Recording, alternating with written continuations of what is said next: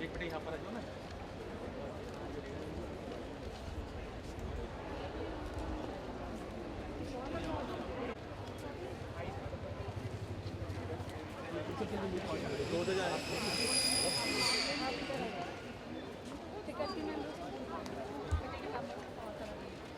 बेटे आप कैसे रख लो फैकल्टी नियम वाले भी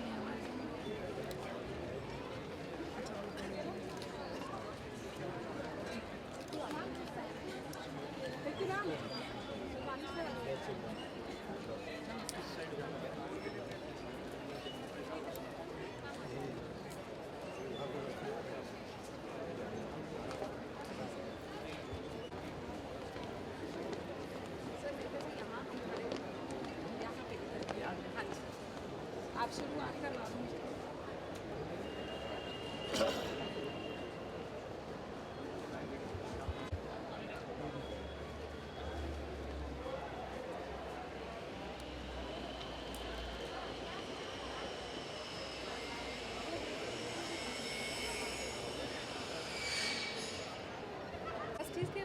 In the words of Sri Sardar Vallabhbhai Patel, every citizen of India must remember that he is an Indian and he has every right in the country but with certain duties. Good morning to one and all present here. On behalf of Maharaja Agrasen Technical Education Society, I am Meenakshi Gupta and I, Sakshi Madan, from Department of Law MEMS, would like to welcome Dr. Nand Kishore Garg sir, our founder and chief advisor MATES, Professor Desai DG MATE, Director MATE, Professor Dr. Sanjeev Marwa, Director MABS, T.R. Garg, General Secretary MATES, all the heads of departments, faculties and dear students. Today we have gathered here to celebrate the Constitution Day of India, also known as Samvidhan Divas, which is observed on November 26th every year, into effect on January 26, 1950. This constitution, a remarkable document, lays the foundation for the democratic framework of our nation, ensuring justice, liberty, equality and fraternity for all its citizens. दो दस्तावेज नहीं है, यह जीवन जीने का एक साधन है। संविधान के निर्माण में डॉक्टर भीमराव अंबेडकर का महान योगदान है, जिनकी नेतृत्व क्षमता और दूरदर्शिता ने हमें यह अद्वितीय दस्तावेज दिया। संविधान का अंग्रेजी हस्तलेखन श्री प्रेम बिहारी नारायण रायजादा जी द्वारा किया गया है एवं हिंदी हस्तलेखन श्री वसंत कृष्ण वैद्य जी ने किया। संविधान को सहज, सुंदर और सरल बनाने का श्रेय श्री नंदलाल बोस एवं श्री बेओहर राम मनोहर सिन्हा जी को जाता है। भारत के लिखित संविधान में प्रस्तावना 448 अनुच्छेद और 12 अनुसूचियां शामिल हैं। संविधान के भागों का वर्णन चित्रों द्वारा श्री लक्ष्मी नारायण भाला जी की पुस्तक हमारा संविधान भाव एवं रेखांकन में उपदेश का चित्र अंकित है। अन्य भागों को भी इसी प्रकार चित्रलेखन से दर्शाया गया है। संविधान दिवस हमें ये याद दिलाता है कि हमें अपने संविधान के प्रति सम्मान और निष्ठा बनाए रखना चाहिए। यह दिन हमें ये समझाने का अवसर देता है कि हमारे कर्तव्य और अधिकार क्या है और हमें अपनी जिम्मेदारियों का पालन कैसे करना चाहिए। भारत का संविधान देता है हमें यह संदेश, हम सब हैं बाद में, सबसे पहले है देश। Now I would like to request Dr. Praveen Kumar Gupta, HOD Department of Law MEMS, to please come for the preamble recitation.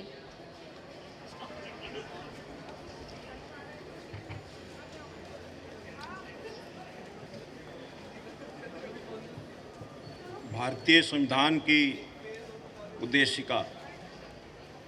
हम भारत के लोग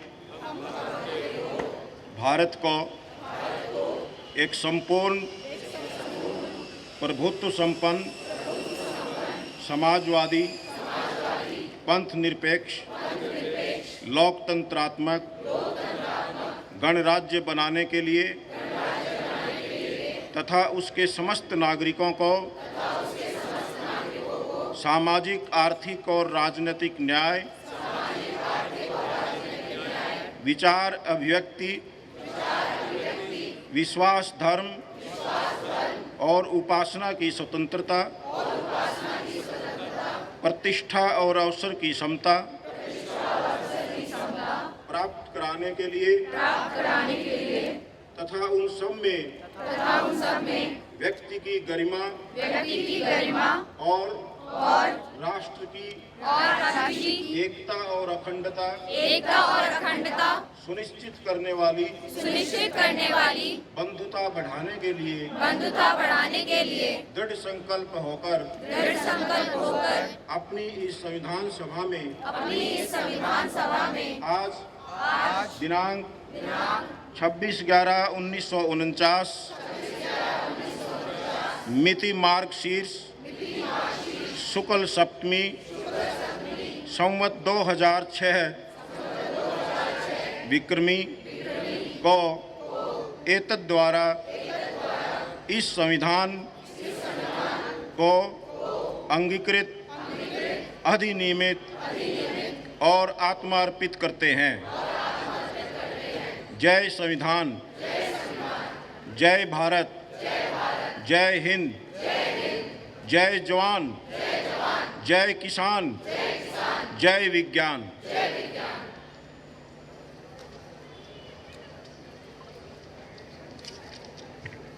Thank you, sir. On this special occasion of the 75th Constitution Day of India, let us remember the vision of our founding fathers and their immense contribution, which has played a pivotal role in framing this historic document. The Indian Constitution, with its commitment to democracy and social justice, continues to guide our nation towards progress and unity. मेट्स के संस्थापक अध्यक्ष और मुख्य सलाहकार एवं महाराजा अग्रसेन विश्वविद्यालय बद्दी के कुलाधिपति डॉक्टर नंद किशोर गर्ग को मैं आमंत्रित करती हूँ। एक महान शिक्षावादी होने के साथ ही महोदय सामाजिक कार्यकर्ता भी हैं और दिल्ली विधानसभा के 3 बार सदस्य भी रह चुके हैं। समाज के प्रत्येक वर्ग के उत्थान के लिए वे निरंतर निस्वार्थ उत्कृष्ट सेवाएं प्रदान कर रहे हैं। Sir, I welcome you to address the august gathering. Neelam ji, Rashmi ji और सभी साथियों, अभी हम सब ने संविधान की प्रस्तावना को रीड आउट किया और इसी समय लगभग जो संविधान जहाँ पर पहली बार अंगीकृत किया गया था उस हॉल का नाम सेंट्रल हॉल की बजाय संविधान हॉल है और उसके अंदर राष्ट्रपति महोदय इस समय अपना शायद भाषण दे रही हैं।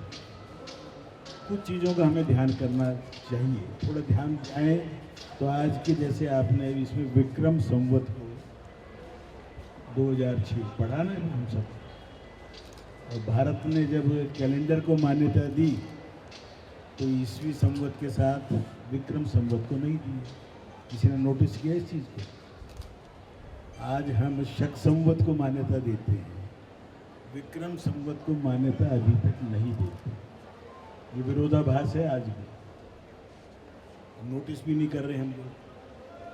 जब इसके अंदर हमारे फाउंडिंग फादर्स ने 2006 विक्रम संवत को मेंशन किया तो आज भी भारत सरकार के सरकारी कैलेंडरों में भी शक संवत, क्योंकि जो मेघनाथ साहा थे और कैलेंडर के लिए चर्चा हुई तो मेघनाथ साहा बंगाल के थे। नेचुरली ईस्टर्न भारत में आज भी शक संवत ज़्यादा चलता है। तो एक विडम्बना आपने अभी पढ़ते हुए मैंने भी पहली बार पढ़ा। फिर इसके अंदर जो शब्द बाद में डाले गए, क्योंकि कितने कॉन्स्टिट्यूशन अमेंडमेंट हो चुके हैं गुप्ता जी बताएं, कितने अमेंडमेंट हो चुके कॉन्स्टिट्यूशन? वो तो हैं, प्रोफेसरों से तो मैं उम्मीद करता हूँ बिल्कुल एग्जैक्ट बताएं। तो क्यों हुए? क्यों हमारा संविधान स्टैटिक नहीं है, बदलता है परिस्थितियों के अनुसार से, समय के अनुसार से, और उस क्योंकि सबसे बड़ा संविधान है, विश्व का सबसे बड़ा लिखित संविधान है। और कई बार हम सोचते हैं कानून का शासन चलेगा, तो कानून, सारे कानून संविधान बनने से जो पहले बने हुए थे, अंग्रेजों ने बनाए थे, अपने शासन को सुचारू रूप से चलाने के लिए 1935 से भारत में कानून बनने हमारी संसद के माध्यम से शुरू हुए थे। और वो अधिकांश कानून आज भी पूरी तरह मान्य हैं। क्यों? जो कानून के सब प्रोफेसर हैं, ये थोड़ा इस पर, रजनी जी आप लोग मनन करिए, क्या कि कोई एक धारा लिखी होगी इस पूरे संविधान में कि अब से पहले भारत की सेंट्रल असेंबली उस समय कहलाती थी, उसने जो कानून पारित किए वो लागू रहेंगे। Reserve bank of India act है, ये कोई भी एक्ट देखेंगे, एक 3 एक्ट अभी जो बदले हैं, पहली बार इसमें भारत का नाम आया है। इससे पुराने सभी एक्ट 1857-58 से और 49 तक जितने बनाए थे, उनमें अधिकांश जीवित हैं, क्योंकि उनको ख़त्म करने का भी एक लंबा प्रोसेस है। फिर हमारा देश विडंबनाओं से भरा है। जो संविधान लागू हुआ उसमें कुछ हिस्से संविधान लागू होने के 10 साल बाद भारत के हिस्से बने, 15 साल बाद भी बने, और सिक्किम तो शायद 25 साल बाद बने। क्यों? कैसे लागू हुआ? अब इन सबके ऊपर थोड़ा सा क्यों का प्रश्न आप लोग ढूंढें, मेरे लॉ स्टूडेंट, तो उनको भारत की परिस्थितियाँ, भारत का इतिहास, भारत की परंपरा पूरा अध्ययन ना करने के बाद में समझ में आना शुरू हो जाए। फ्रांस का कुछ हिस्सों में हमारे यहाँ राज था, पांडिचेरी कब जाके भारत में विलीन हुआ, 56 की भी बड़ौदा यूनिवर्सिटी में भी पढ़ाया। और आध्यात्मिक बहुत पुरुष थे जिन्होंने प्रेडिक्शन की थी 15 अगस्त, उनका जन्मदिन है कि देश आज़ाद है। और वो चंद्रनगर में क्यों गए रहे? क्योंकि चंद्रनगर फ्रांस टेरिटरी का हिस्सा था, जहाँ अंग्रेजों की पुलिस जा नहीं सकती, इसलिए उससे बचने के लिए पांडिचेरी में लोग रहते थे या चंद्रनगर। इसी ढंग से पुर्तगाल का राज कितने बाद तक रहा है, कहाँ रहा? गोवा, दमन, दीव, नागरा, दादरा हवेली इत्यादि 15 साल रहा, और उसके लिए भी आज़ादी का संघर्ष करना पड़ा। और उस संघर्ष के अगुवा कौन थे? राम मनोहर लोहिया, जगन्नाथ राव जोशी, तो तथाकथित स्वतंत्रता सेनानी नहीं गिने जाते, परंतु सरकार को मजबूर किया, गोलियां खाई, जब जाके भारत सरकार ने अपनी पुलिस एक्शन लिया। तो ये सारी चीज़ें हैं जो हमें पता होनी चाहिए। लाहौर अगस्त सितंबर में अनडिसाइडेड था, भारत में जाएगा या पाकिस्तान में जाएगा। जो डिलिमिटेशन जो कमीशन बना था बाउंड्री का, उसने भारत में जाने के लिए रिकमेंड किया, परंतु जिन्ना ने हाथ जोड़ के माउंटबेटन से मुझे एक बड़ा शहर मिलना चाहिए, अक्टूबर में जाकर 47 के अक्टूबर में जाके लाहौर का निर्णय हुआ। भारत में कौन सा हिस्सा रहे, कौन सा ना रहे, उसके लिए 1-2 प्रदेशों में रेफरेंडम भी हुआ था। कितने लोगों को मालूम हो? नहीं। जूनागढ़ में कितनी देर में बाद में हुआ, हैदराबाद कितनी देर बाद में हुआ। क्यों? सिलट का वोटिंग से जो आज के बांग्लादेश में जाए ये तय हुआ। क्यों? एक व्यक्ति को जिन्ना ने फुसला लिया कि भाई तुम अनुसूचित जाति के हो, तुम्हें भारत का पहला कानून बनाएंगे, जैसे भारत में भीमराव अम्बेडकर जी थे। तो मंडल साहब को उन्होंने बहका लिया और सिलट में उनका प्रभाव था, और उनसे 1% वोटिंग अनुसूचित जाति को मुस्लिम के साथ वोटिंग करा के सिलट चला गया। तो भारत की आज़ादी ना तो आसानी से मिली, ना बिना खड़क बिना ढाल मिली, कुर्बानियों के बाद मिली। लाखों लोगों ने यातनाएं सही, हज़ारों लोग फांसी के फंदे पर झूमे। 23 साल की उम्र में शहीद भगत सिंह शहीद हो गए। शहीद भगत सिंह के साथ जो लोग हुए उनमें से एक जिसने असेंबली में बम का धमाका किया था, उसकी एक इच्छा थी कि मेरी समाधि भी मेरे दोस्त के साथ बने। तो आज के बच्चों को मैं पूछूं कि राजगुरु किस प्रांत के रहने वाले थे, कोई हाथ खड़ा करेगा? तो आप महाराष्ट्र के हैं क्या? अच्छी बात। राजगुरु और सुखदेव, तीनों का नाम लिया जाता है ना। सुखदेव किस प्रांत के थे? नहीं मालूम। क्यों? क्योंकि हमें बताया नहीं गया। सुखदेव थापर थे, उससे अंदाजा लगा लो कि थापर कहाँ की है। थापर इंजीनियरिंग कॉलेज का नाम सुना होगा, जहाँ की आपकी मैडम स्टूडेंट। वो तीनों का नाम साथ लिया जाता है। किसी से पूछो मैं 90% बताएंगे कि उनको इसलिए फांसी की सज़ा दी गई कि उन्होंने केंद्रीय उस समय की सेंट्रल असेंबली में बम का विस्फोट किया था, धमाका किया। ज़्यादातर को यही मालूम, मुकदमा भी चला। परंतु उससे पहले उन्होंने जो सैंडर्स वगैरह को मारा था, उसका फैसला पहले आ गया। तो फांसी की सज़ा दी गई किस बात में? क्योंकि उस समय तो सुखदेव राजगुरु उनके साथ नहीं थे असेंबली में। इन प्रश्नों का उत्तर आप स्वयं से पूछेंगे, उत्तर लेंगे तो आपको भारत का इतिहास कम से कम 1885 ऑनवर्ड्स का तो समझ में आ जाएगा, जब इंडियन नेशनल कांग्रेस की स्थापना की गई। किस लिए की गई, किसने की, कुछ चीज़ें समझ में आनी चाहिए आपको। इंडियन नेशनल कांग्रेस की स्थापना एक अंग्रेज अफसर जो उत्तर प्रदेश में एक डिस्ट्रिक्ट मजिस्ट्रेट लेवल का ही था, कोई बड़ी पोस्ट नहीं थी, लॉर्ड A.O. तो उसने क्यों की? अंग्रेज सरकार का अफसर अंग्रेजों की सहूलियत के लिए काम करेगा ना, नौकरी में रहते हैं तो भारत की देश की आज़ादी के लिए तो वो बनाएगा नहीं कुछ, अदरवाइज तो उसको नौकरी से ही निकाल देंगे। तो ये पहली बात तो आपको समझ में आना चाहिए, कांग्रेस की स्थापना जिस महानुभाव ने की थी, उसने देश को आज़ाद कराने के लिए नहीं की थी। अंग्रेजों के शासन को बनाए रखने के लिए एक डिबेटिंग क्लब खुल जाए, थोड़ी बहुत चर्चा हो जाए, मांग भी कभी नहीं की। 1931 में पहली बार संपूर्ण आज़ादी की बात रावी के किनारे लाहौर में की गई, और 26 नवंबर की बजाय संविधान लागू कब से हुआ? 26 जनवरी 1950। क्यों? क्योंकि नेहरू जी को ये तो याद था, मैंने कसम ली थी, रावी के किनारे ली थी, लाहौर में ली थी, परंतु ये याद नहीं रहा कि वो लाहौर आज मेरे पास नहीं है, वो रावी का किनारा नहीं है।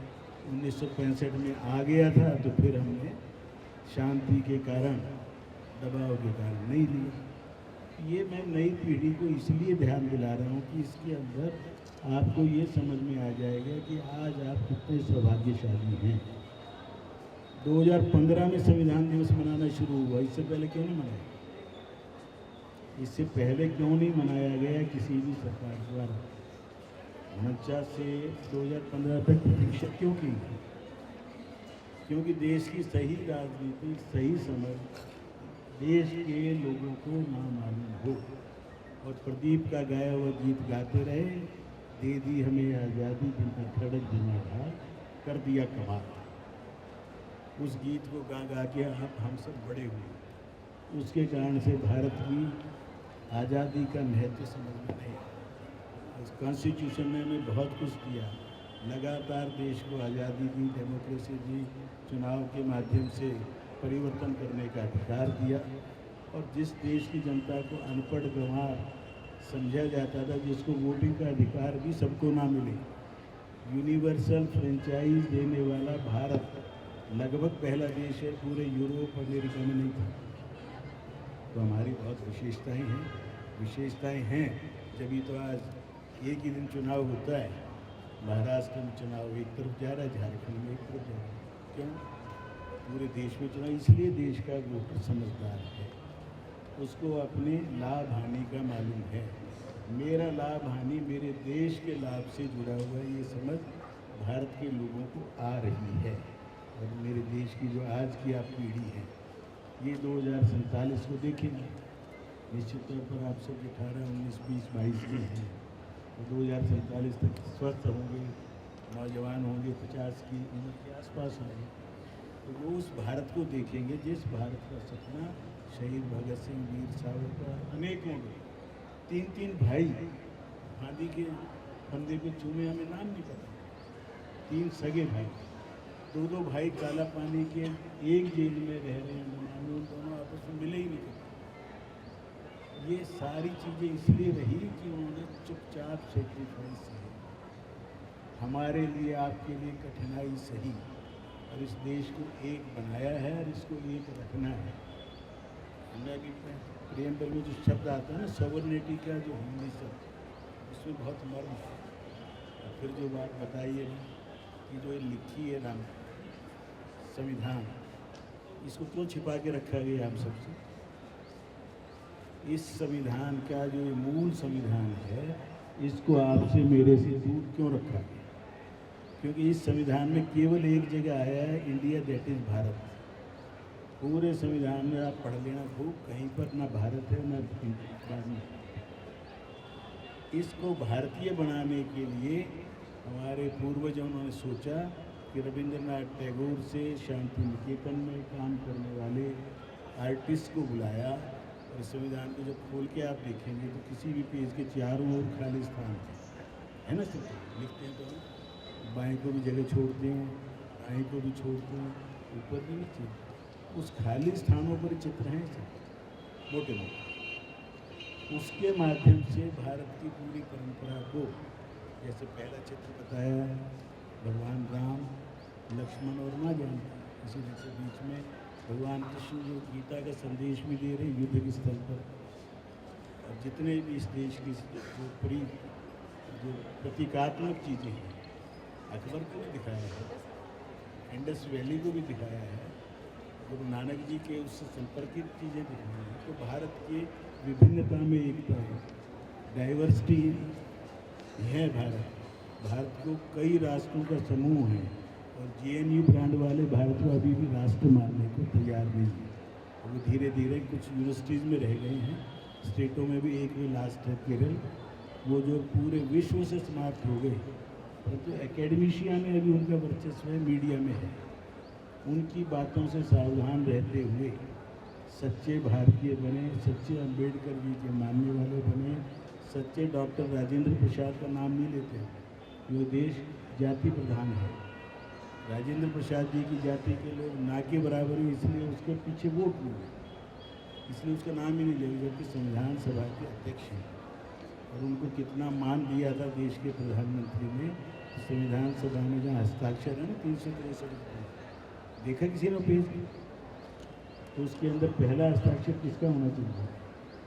सभी तक किसका पहला सिग्नेचर होना चाहिए? जिसने प्रेजाइड किया 2 साल 11 महीने 18 दिन लगातार जिसने प्रेजाइड किया हो, उस डॉक्टर राजेंद्र प्रसाद के पहले हस्ताक्षर होने चाहिए।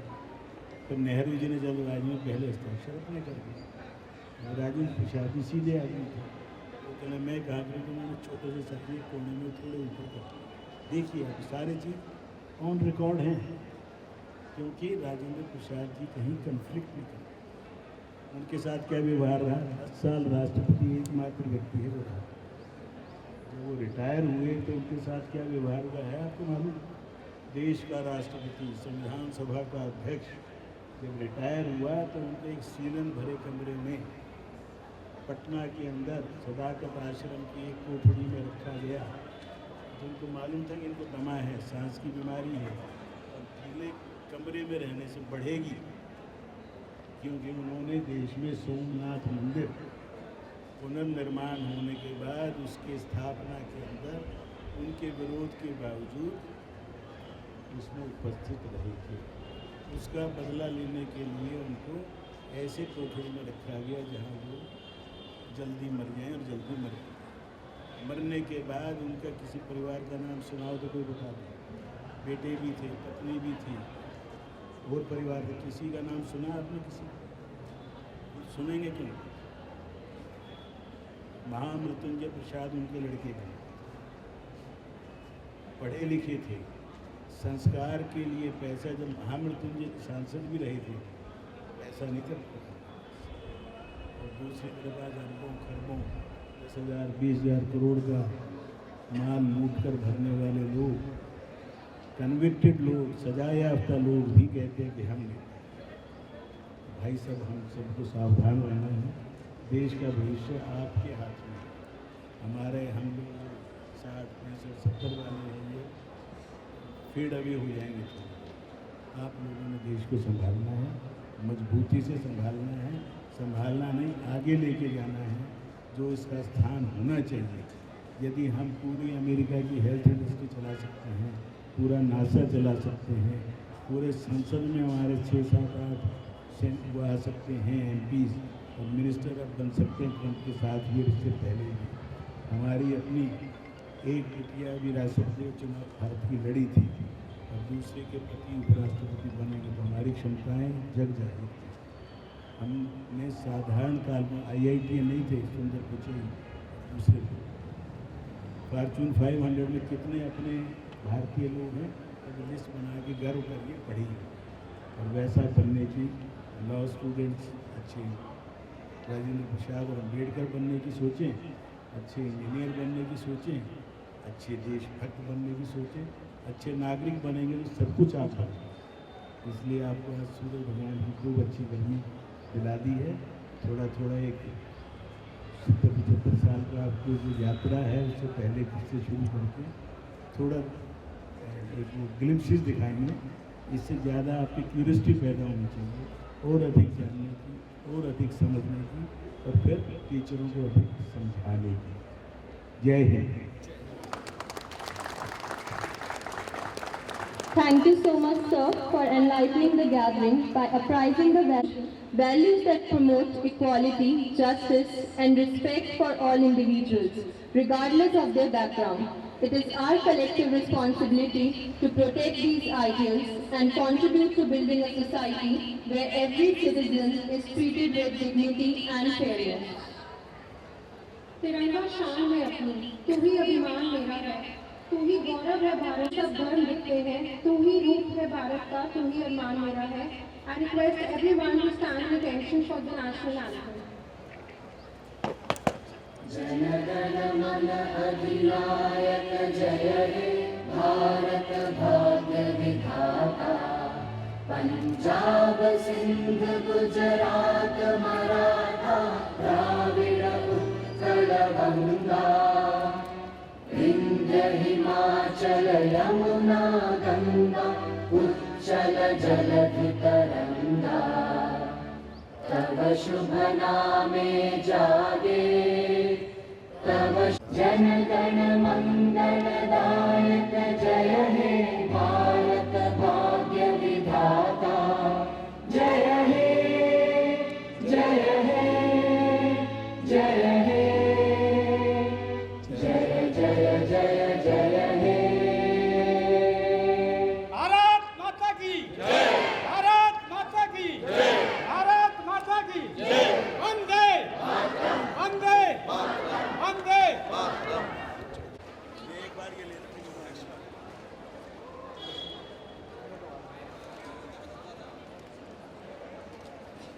भारत माता की जय, वंदे वंदे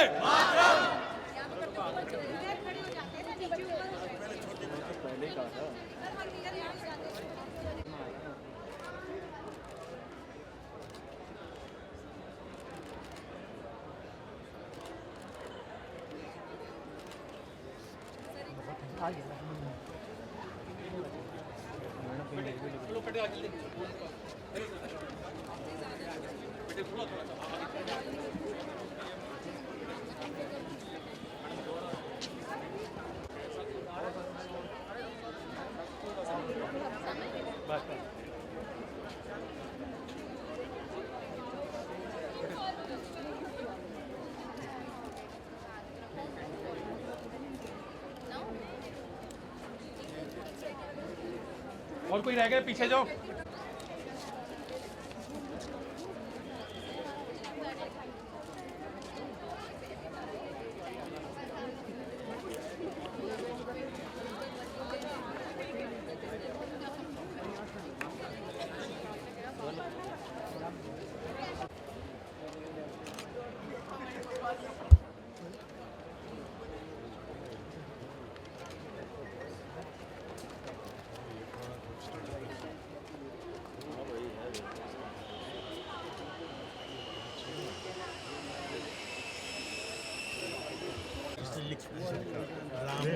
उसने भी बड़ी होशियारी से उसने अपने एब्रीवेटेड में राम ध्यान से था। उसने राम शब्द को अनुमति ली थी कि मैं अपने दादा के गुरु के नाम ये साइन है खोलो और खोलो पहला सबसे पहला वो तो खाली है। नहीं नहीं इसमें साइन हो रहा है।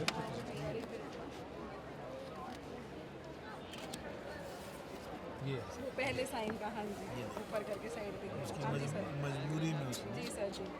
कि भाई उसकी आपने पहले भी बताया था, फिर मैंने देखा भी है इसमें।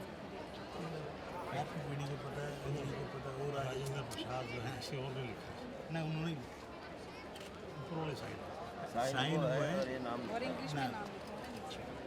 कि जवाहरलाल नेहरू ने जगह नहीं छोड़ी। अच्छा अच्छा अभी कह रहे ग्लोबल जंगल में ये बना रहे हैं सब पहले अलग अलग ना। यहाँ से आगे इस तरह साइन हो गए मेमोरियल तो हॉल वो कहाँ साइन उन्होंने भी देख किया लेकिन ऊपर ठीक है यहाँ कर दी जहाँ पर बोला ना कि कहाँ करूँ मैं, तो उन्होंने कहा कि आप नेम ऊपर तो कर यही दो। है ना जी, प्रेजाइडिंग ऑफिस जो है मीटिंग का हाँ। पहले करेगा। वो भी जंगल में उनके साइड पर यहाँ कराने चाहिए पर मुझे समझ नहीं आया कि why they have chosen private. पैसा उसने लगा जगह दी है जी वो तो है। वो तो इसमें कोई वो तो है वो तो है यहाँ पर ये प्रेम में ये हाँ प्रेम जी से ये तो हर पन्ने पे अपना उसने नाम। प्रेम नाम है ना। तो जिसने नहीं तो राइटर राइटर है और एंड में उसके शायद फादर दादा का नाम प्रेम भी है ये प्रेम बिहारी नारायण रायजादा। राय इसमें भी इसमें उसके शायद ग्रैंडफादर का नाम है एंड में। एंड में लिखा कि आजकल वायरल हो रहा है ये इसमें अपने गुरु का हाँ उसका लास्ट पेज पे गुरु का और दादा का नाम भाई। के लिए हाथ से सारा हाँ जी सर। ये लिखा है नवीन राय प्रेम बिहारी प्रेम बिहारी नारायण रायजादा। प्रेम बिहारी नारायण बाई। Son of Shri Brij Bihari Narayan Rai of क्या हुआ एड्रेस पूरा दिया है काट गए सर। मैंने पढ़ा था कि उनका नाम दिया हुआ है यहाँ फ्रंट पे कहीं दिया है। चित्र वाला का है सर वो पहले पेज पहले आपने ना वो इंडस वैली का सबसे पहला चित्र है बुल वाला। नहीं ये तो महावीर का ना पहला जो चित्र है ना वो बुल का है इंडस वैली। इंडस वैली हाँ मैंने ये मोहनजोदड़ो और उससे निकला वो जो रामायण वाला है वो फंडामेंटल ड्यूटीज का।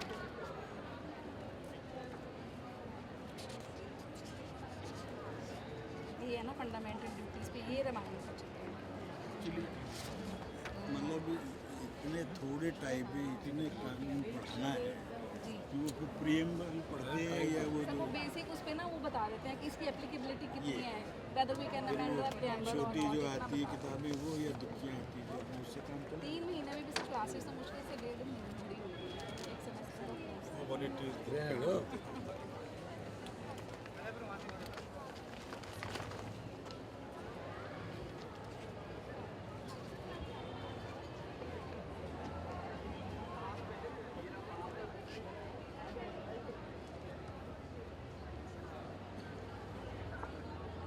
जैसे ये ना ओपन में हो गया अच्छा हो गया ज़्यादा बच्चों को थोड़ा सा ना समझ में आती है चीज़ें। हाँ वो देख ही रहे हैं सब लोग। मतलब पब्लिक को थोड़ा सा अब हरे कृष्ण मेहता सांसद है पहले बीजेडी से था और हरे कृष्ण मेहता लोगों को नहीं मालूम कि पहले कितना डाइवर्स देश था मूल रूप से पंजाब के हैं और उड़ीसा के पहले मुख्यमंत्री तो कितना मतलब लोगों में प्रेम सद्भाव उससे मिला। पहले भी कौन था पहले तो बीजू पटनायक उड़ीसा का है धर्मपत्नी पंजाब से और जिसने अपने जहाज़ थे उस टाइम जहाज़ उड़ा के इंडोनेशिया से निकाल के लाया सुबह श्रीनगर में जब सैनिक उतारे पहली फ्लाइट खुद बीजू पटनायक ने उड़ाई। तब इतना मतलब कोई सैनिक नहीं था फिर भी उसने और इतना पैसे वाला था कि कलिंगा स्टील मतलब उस समय जो अरबपति लोग थे